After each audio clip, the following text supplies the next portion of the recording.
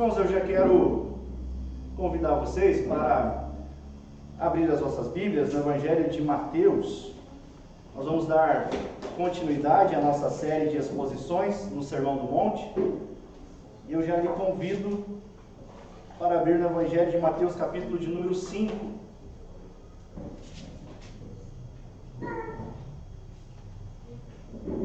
Evangelho de Mateus, capítulo de número 5, os versículos 21 ao 26. Estão me ouvindo bem?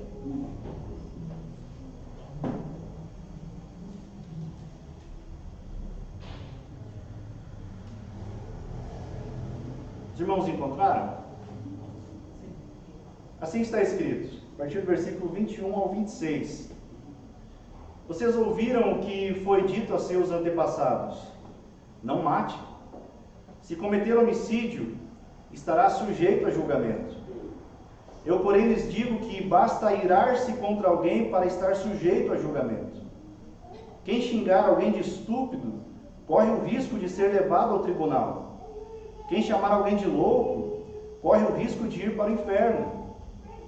Portanto, se você estiver apresentando uma oferta no altar do templo e se lembrar de que alguém tem algo contra você, deixe sua oferta ali no altar.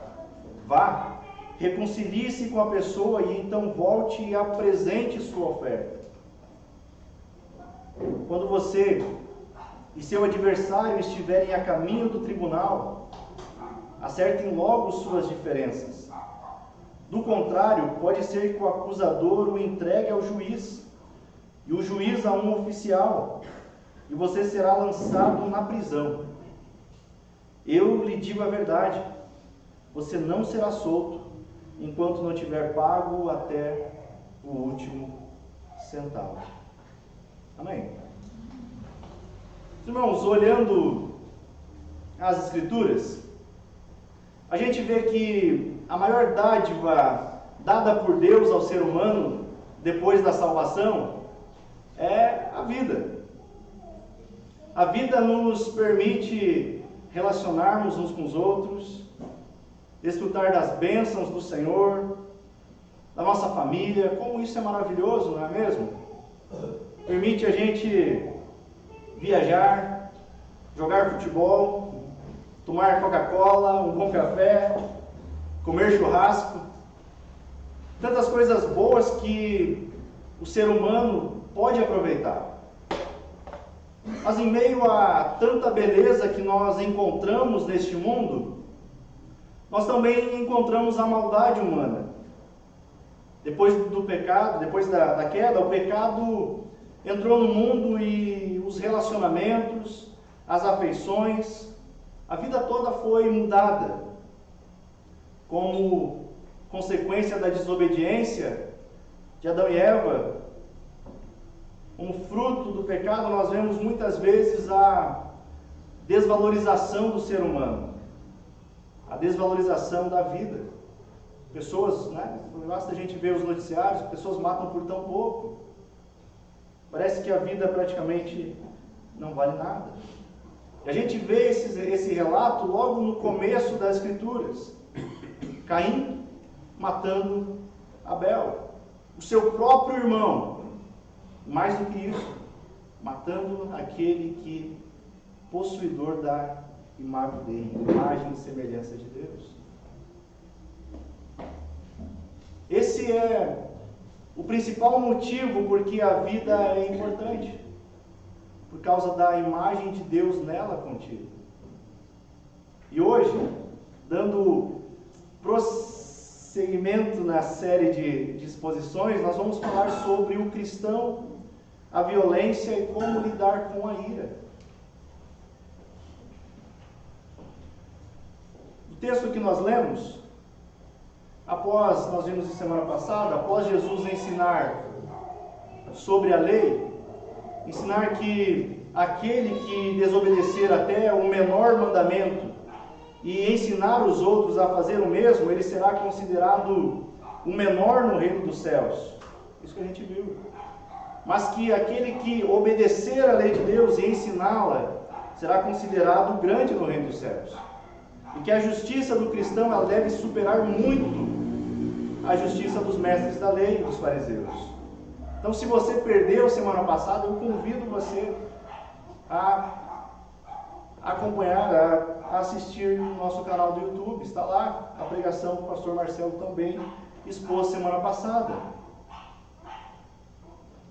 E agora nós lemos, fizemos a leitura de alguns versículos, até o versículo 26, mas eu gostaria que você permanecesse com a sua Bíblia aberta.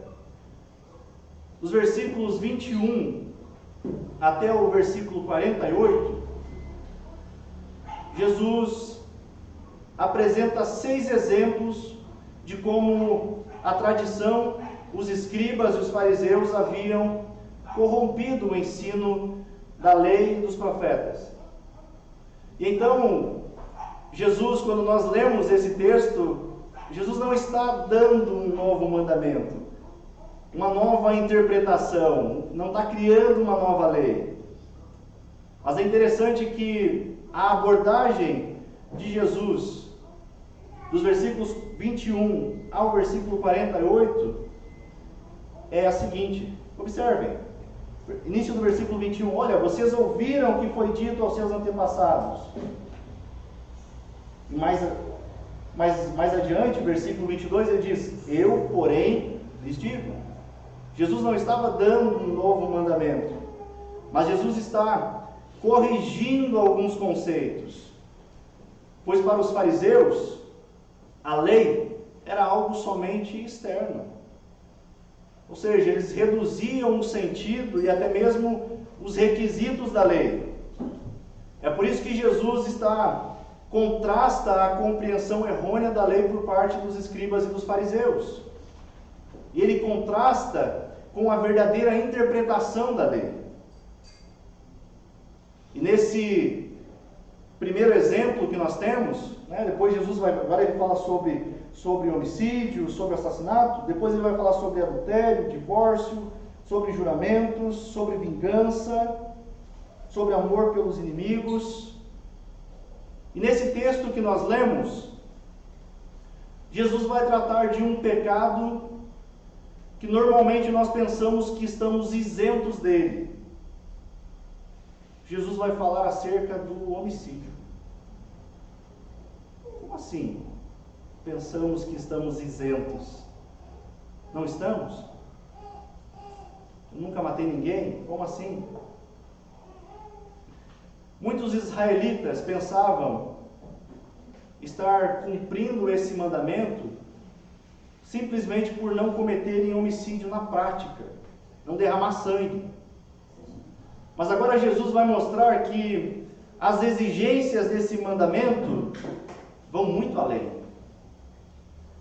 Observe o versículo 21, Jesus diz, vocês ouviram o que foi dito aos seus antepassados. Não mate. No original quer dizer, não assassine. Se cometer homicídio, estará sujeito a julgamento.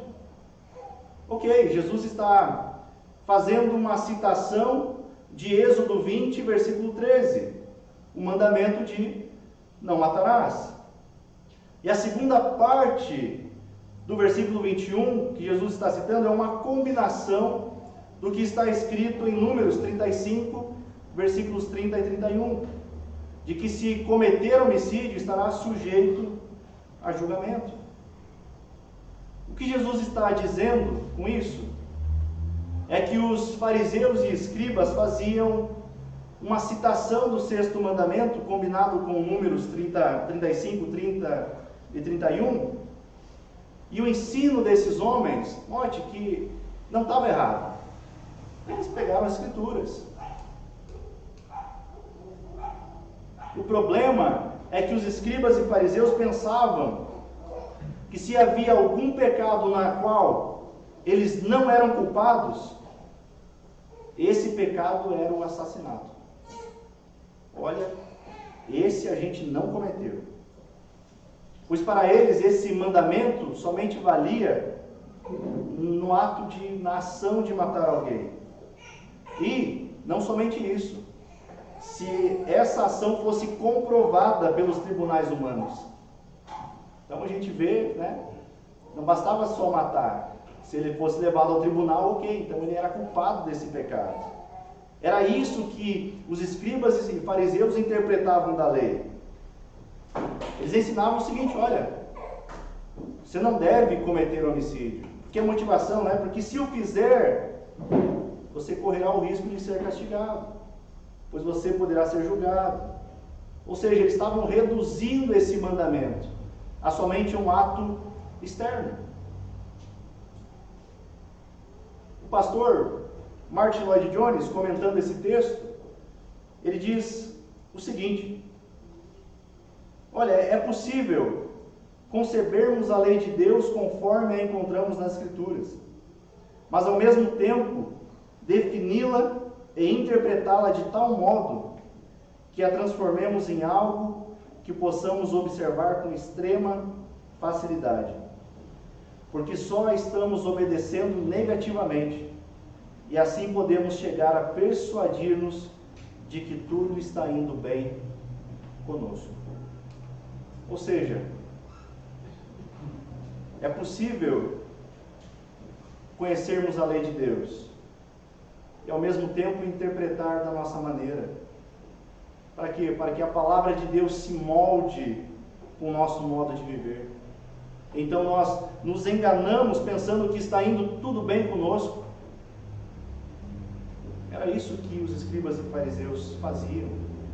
Eles tentavam moldar a lei conforme as suas práticas. A gente viu isso semana passada, o pastor Marcelo comentou também.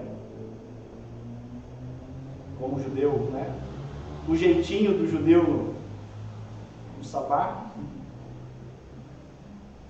Nós nos enganamos quando nós pensamos que tudo está indo muito bem ao fazer isso. É por isso que Jesus está expondo esse mandamento, para quebrar essa ilusão que os fariseus tinham de uma autojustificação, de que só era pecado se literalmente matasse alguém. Segundo a tradição rabínica e as crenças de muitas culturas, religiões, a gente vai encontrar que o assassinato é limitado ao ato somente de tomar fisicamente a vida de outra pessoa. Somente isso. Para eles, isso é algo apenas realizado externamente.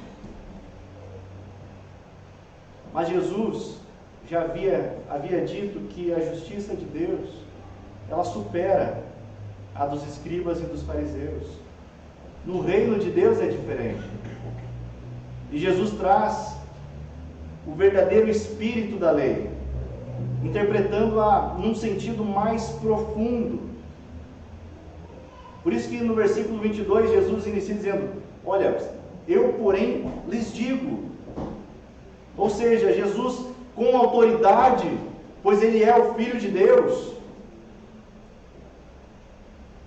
Ele diz, olha, Jesus falando aos discípulos: tudo aquilo que vocês têm ouvido por parte dos escribas e dos fariseus tem sido ensinado de um modo errado. Eles ignoraram que, para Deus, a prática do pecado, do assassinato, começa no coração. Quando a gente olha as Escrituras, nós vemos que o coração é a raiz do pecado. A Bíblia nos mostra isso com clareza, que do coração procede os maus pensamentos, os homicídios, adultérios, enfim, tantas coisas. Em outras palavras, se você pensou em matar, para Deus você já matou. Entende?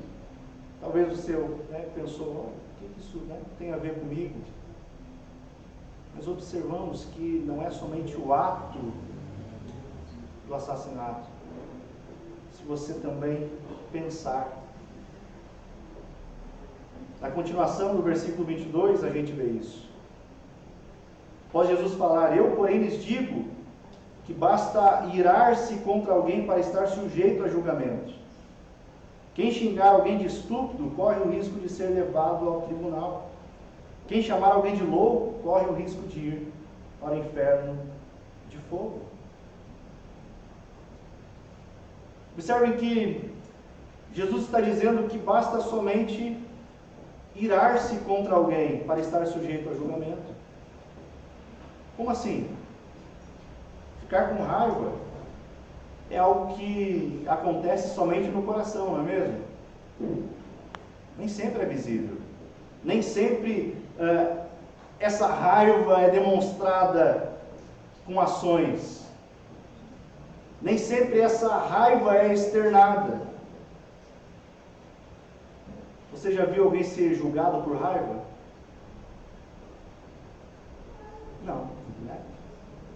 Mas Jesus está dizendo que até aquilo que se faz no coração será levado ao julgamento. Apenas o sentimento de raiva, de ira contra o irmão, já é considerado por Jesus como a quebra do 6º mandamento.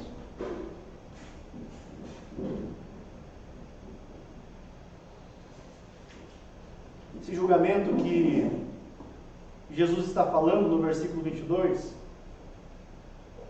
é muito diferente da interpretação dos escribas e fariseus. Jesus está se referindo a um juízo muito maior.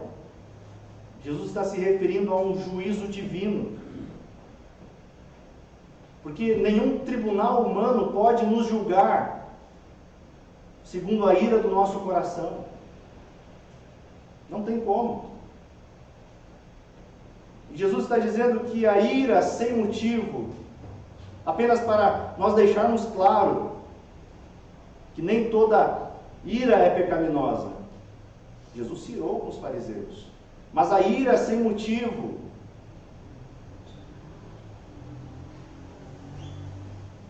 é dessa que Jesus está falando. Dessa ira. Então, eu pergunto a vocês, quando é que a ira se torna um pecado? Jesus está dizendo, quando ela não tem um motivo justo. Isto é, quando os pecados como inveja, ciúmes, coisas parecidas invadem o seu coração. Essa raiva diz que é uma forma de assassinato. Jesus está dizendo, olha, essa raiva é uma forma de assassinato. Essa ira é uma forma de assassinato. E quem nutre esse sentimento será culpado perante o tribunal. A ira precede o homicídio.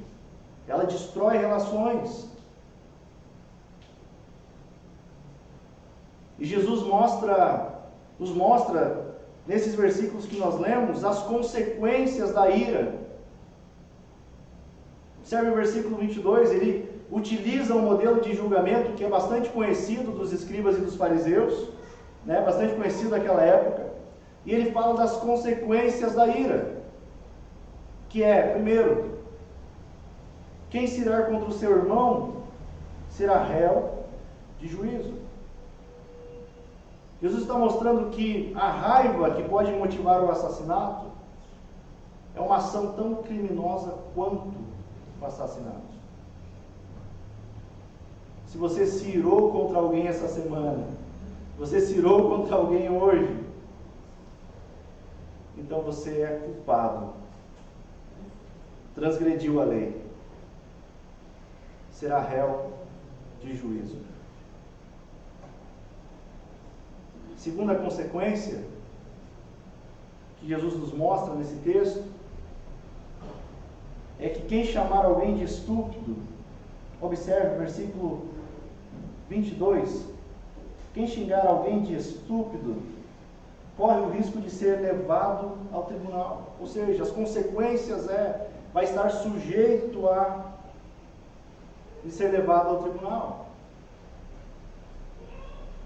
E a palavra que Jesus utiliza para estúpido é a palavra raca. Uma palavra que nós não temos no português, mas que ela tem o seu significado, era algo bastante ofensivo para aquela época. Chamar alguém de raca era como um julgamento intelectual. Era como se o sujeito que você estivesse ofendendo era um sujeito indigno. Era humilhar a outra pessoa. Xingar alguém dessa maneira era algo totalmente horrível. E Jesus está mostrando que se difamar uma criatura feita à imagem de Deus, você é culpado de assassinato. E, portanto, está sujeito a ser levado ao tribunal. Note que, se você se ira, você vai estar sujeito ao tribunal. Se você ofende alguém, você também estará quebrando o mandamento. E por fim, Jesus diz: quem chamar alguém de louco, final do versículo 22, corre o risco de ir para o inferno de fogo. Nossa! Interessante que a expressão utilizada por Jesus aqui para o fogo do inferno, é Geena. Essa expressão no original é Vale Inon ou Geena. Era um local onde ficava do lado de fora da cidade de Jerusalém, e era como se fosse uma espécie de lixão, um lixão da época. E o lixo ali era constantemente queimado, e com isso o fogo sempre estava presente. Imagina como devia ser aquele local. Esse local, relatado pelas Escrituras, com o tempo ele se tornou um símbolo, um lugar de horror. No Antigo Testamento, em Crônicas, nós vemos também que faziam sacrifícios humanos nesse local.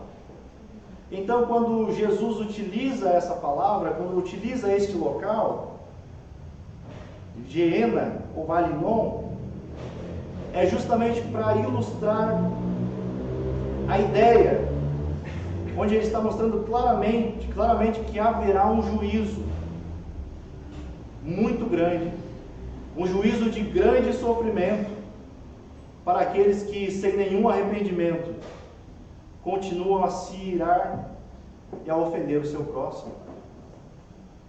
Jesus usa esse lugar como ilustração do inferno, de que aquele que chamar alguém de louco será réu do inferno de fogo.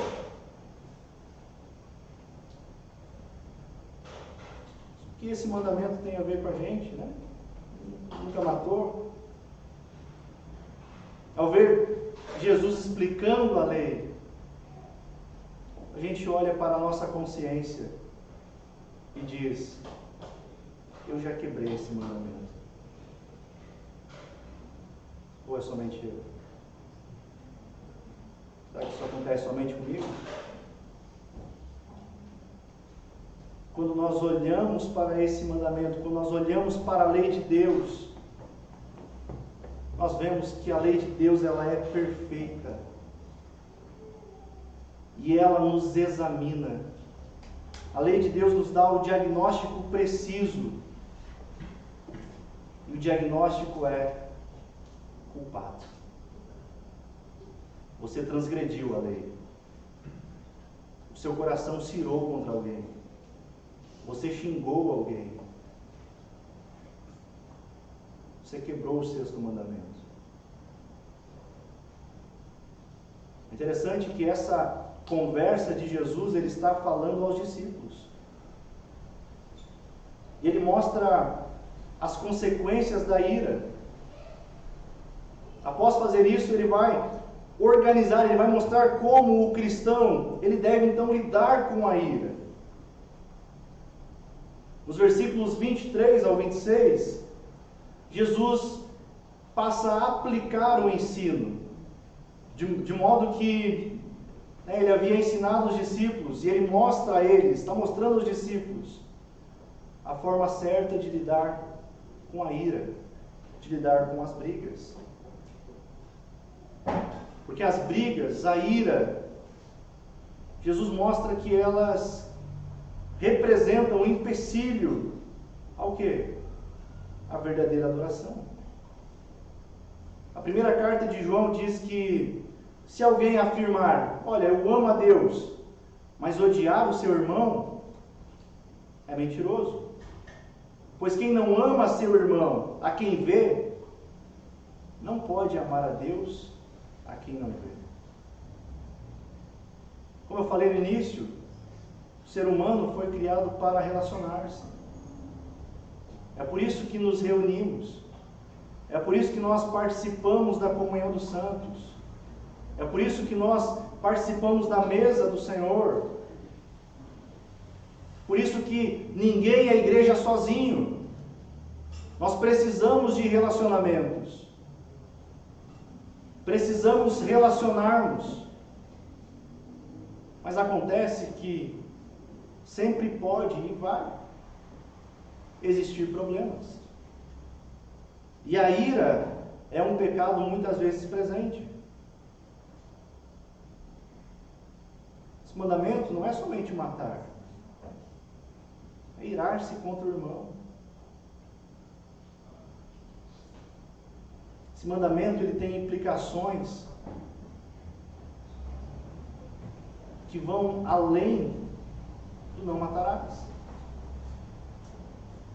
Implicações positivas. Ou seja, não é somente não matar, mas você também deve lutar pela manutenção e pela preservação da vida.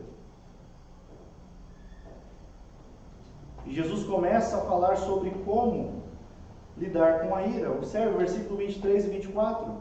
Jesus diz, portanto, se você estiver apresentando uma oferta no altar do templo e se lembrar de que alguém tem algo contra você, deixe a sua oferta ali no altar. Vá, reconcilie-se com a pessoa e então volte e apresente sua oferta. Gente, Jesus está levantando dois pontos bastante importantes: oferta e reconciliação.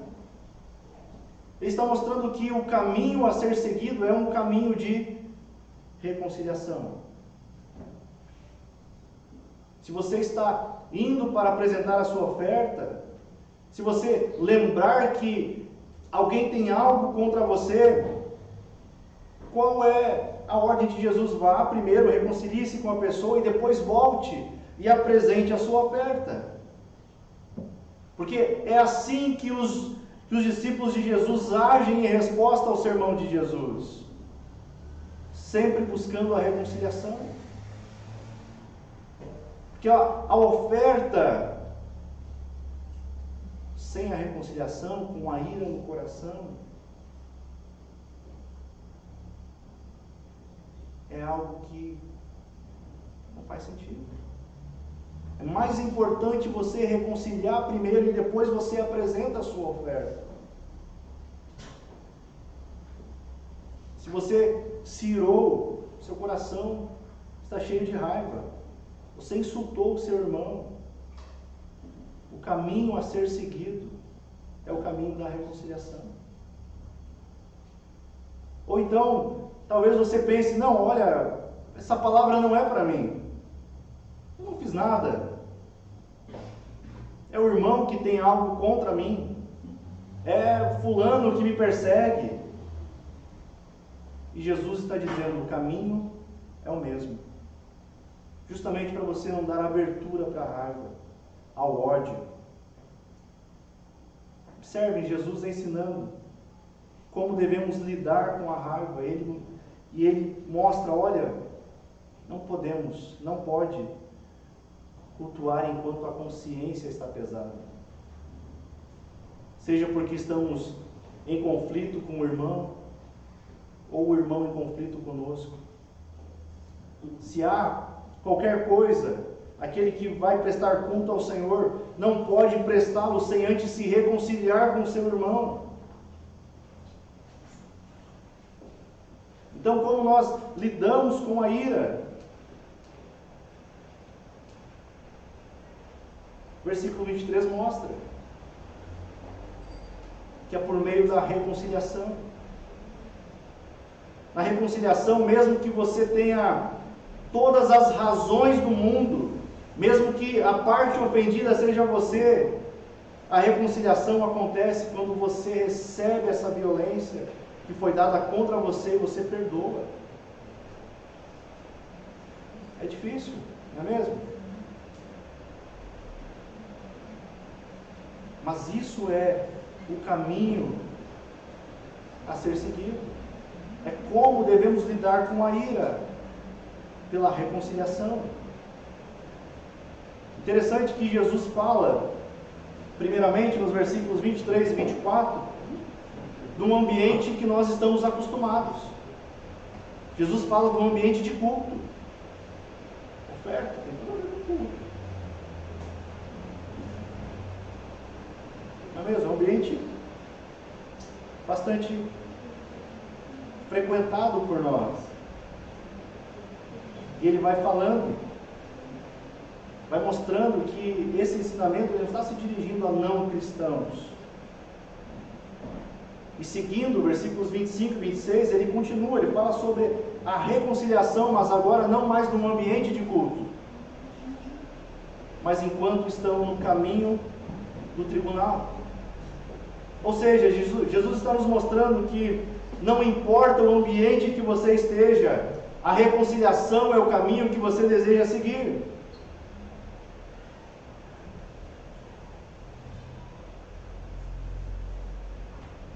E Jesus diz quando deve acontecer essa reconciliação. Eu pergunto a você, quando isso deve acontecer? Amanhã? Quando a minha ira, ou então, quando estiver mais tranquilo? Daqui um ano? Jesus diz que a reconciliação ela necessita ser urgente. Versículo 25 e 26 diz: quando você e seu adversário estiverem a caminho do tribunal, acertem logo suas diferenças. Caso contrário, o seu acusador pode te entregar ao juiz ou oficial, e você seja lançado na prisão, e não será solto enquanto não tiver pago até o último centavo. Observe, acertem logo suas diferenças. Jesus está falando de um processo que, se não for resolvido logo, essa ira, essa raiva vai aumentar. É por isso que a reconciliação ela precisa ser urgente. E o tempo para a reconciliação, assim como o tempo para a salvação, é sempre agora. Às vezes a gente fala, né? As pessoas pensam, não, isso é meio clichê, mas amanhã pode ser tarde demais.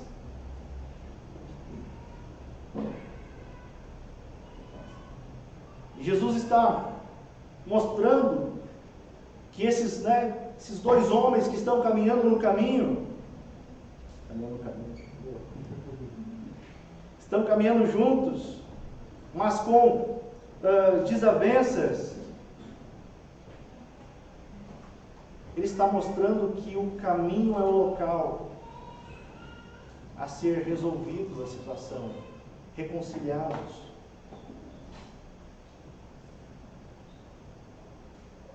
Porque depois desse caminho, o que acontece? Será entregue ao juiz. Você consegue observar a ilustração que Jesus está fazendo? É que se você pecou contra alguém, você precisa logo se reconciliar com essa pessoa. Porque se você for levado ao juiz, não há mais o que fazer. Você terá que pagar até o último centavo. É isso que as Escrituras dizem. Jesus está ilustrando um julgamento muito maior. Um julgamento em que não haverá possibilidade mais de arrependimento. Que o caminho a ser trilhado é o caminho da reconciliação e precisa ser urgente. Amém? Amém. Irmãos, olhando, né, que nós estamos meditando nessa noite, eu quero convidar você para que você faça uma avaliação. Não é algo legalista, algo do tipo, vou olhar aqui e vou mudar com minhas próprias forças. A gente sabe que a mudança, ela ocorre num processo que Deus opera em nós. Mas eu lhe convido para que, mediante aquilo que nós ouvimos, a gente faça alguns exames. E o primeiro é que nós examinemos nosso coração. Eu pergunto, existe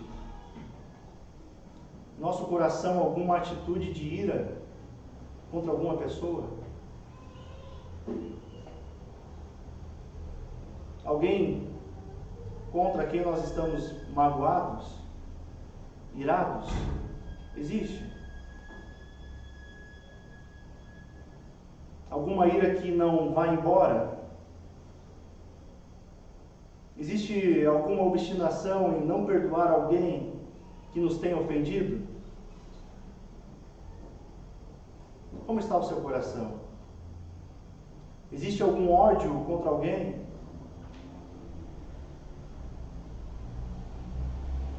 Percebamos que com isso nós estamos ofendendo a Deus.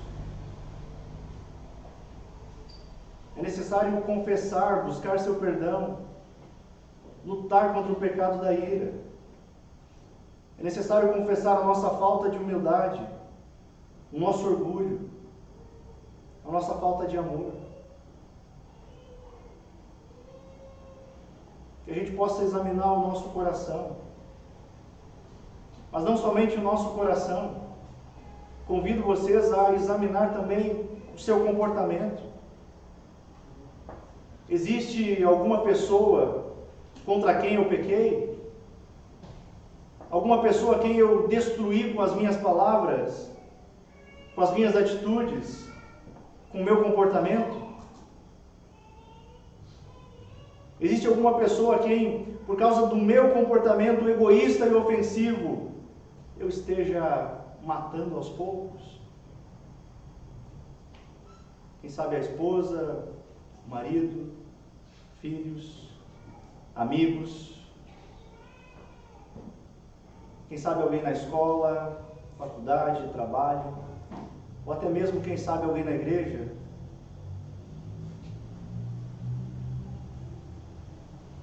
A lei serve para diagnosticar o nosso coração e mostrar a nossa incapacidade.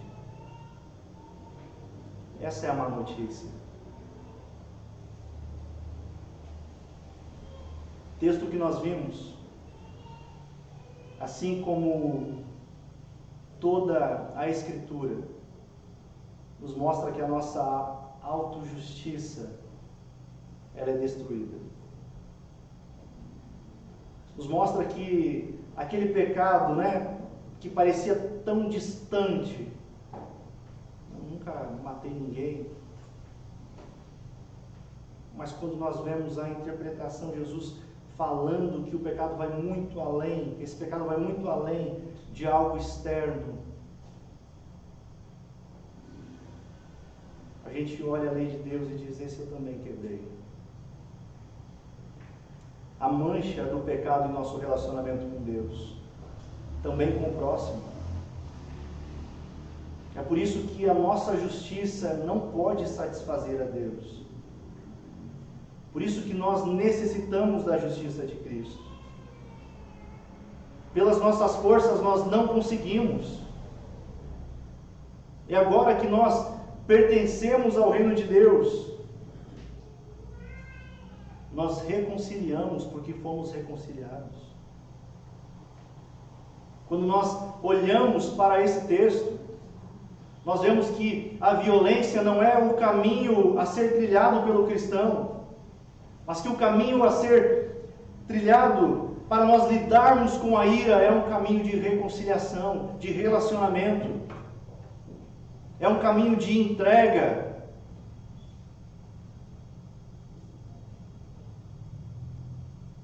Na reconciliação, nós não matamos, quer seja de forma externa ou pelo coração. Mas na reconciliação nós tomamos o prejuízo. Nós tomamos a ofensa e perdoamos. Na reconciliação, nós olhamos para aquele que humildemente veio a esse mundo, foi perseguido, traído, machucado, e na cruz, perante os seus assassinos, ele disse: Pai, perdoa-lhes, pois não sabem o que fazem. Jesus é o nosso exemplo de reconciliação. Enquanto que eu e você quebramos a lei de Deus, pecamos, Deus nos reconciliou por meio de Cristo e nos deu o ministério de reconciliação. Por isso que nós somos chamados para juntar, não para espalhar. O cidadão do reino sabe que mesmo que a tentação desse pecado, mesmo que Jesus está falando para os discípulos, mesmo que venha a cometer o homicídio no coração, ele sabe que tem um Deus que é perdoador e reconciliador. E por isso ele procura quem ofendeu. Ou então, se ele é ofendido, ele procura mesmo assim a parte que o ofendeu. Porque só assim nós conseguiremos prestar um culto de adoração a Deus. Um culto que Deus se agrade. Deus olhará a nossa oferta como cheiro suave. Porque nós estamos reconciliados. E é só assim que a gente pode cantar daí aquela música, né? Uma família, sem qualquer falsidade, vivendo a verdade, unidos em amor. É por meio de Cristo. A nossa justiça própria não pode satisfazer. Nós não conseguimos, pelas nossas forças e vontade. Nós precisamos do auxílio do nosso Senhor e Salvador Jesus Cristo. Que a gente possa refletir nessa palavra e entender que nós estamos neste mundo com um propósito de reconciliar aquilo que está perdido, de ser luz em meio às trevas, de dar tempero a esse mundo. Amém? Amém. Vamos orar?